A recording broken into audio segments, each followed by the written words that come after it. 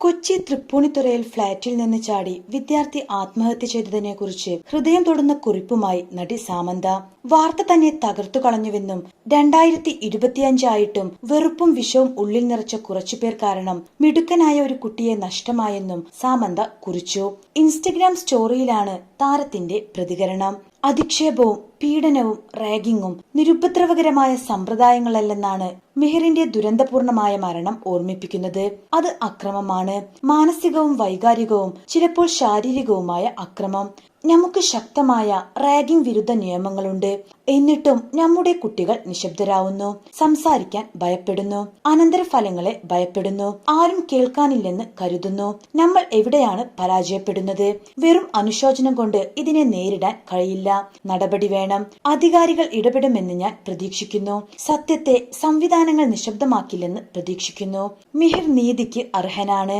അടിയന്തര നടപടി സ്വീകരിക്കണം, സാമന്ത ആവശ്യപ്പെട്ടു. എവിടെ അധിക്ഷേപം കണ്ടാലും പ്രതികരിക്കാൻ തന്റെ ഫോളോവേഴ്സിനോട് സാമന്ത അഭ്യർത്ഥിച്ചു. ഇരയെ പിന്തുണയ്ക്കുക. നിശബ്ദത അധിക്ഷേപത്തെ പിന്തുണയ്ക്കുന്നു. ഇത്തരം ആക്രമണങ്ങൾ നേരിട്ടാൽ സഹായം തേടുക. എപ്പോഴും ഒരു വഴിയുണ്ട്.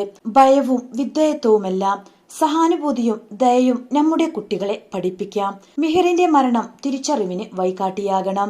അവന് നീതി ഉറപ്പാക്കുക എന്നത് മറ്റൊരു വിദ്യാർത്ഥിക്കും ഇതേ വേദന സഹിക്കേണ്ടി വരില്ലെന്ന് ഉറപ്പാക്കുക എന്നതാണ്.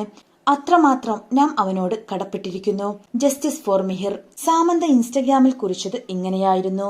മിഹിറിന്റെ ആത്മഹത്യക്കു കാരണം സ്കൂളിലെ റാഗിംഗ് ആണെന്ന് അമ്മ ആരോപിച്ചിരുന്നു. ശുചിമുറിയിൽ വെച്ച് കുട്ടിയെ മർദ്ദിച്ചുവെന്നും ടോയ്ലറ്റ് സീറ്റ് നക്കിച്ചുവെന്നും അവർ ആരോപിച്ചു.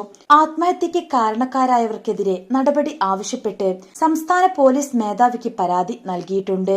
ഈ മാസം 15-നാണ് തൃപ്പൂണിത്തുറയിലെ ഫ്ളാറ്റിൽ 26-ാം നിലയിൽ നിന്നും ചാടി 16 വയസ്സുകാരൻ ജീവനൊടുക്കിയത്.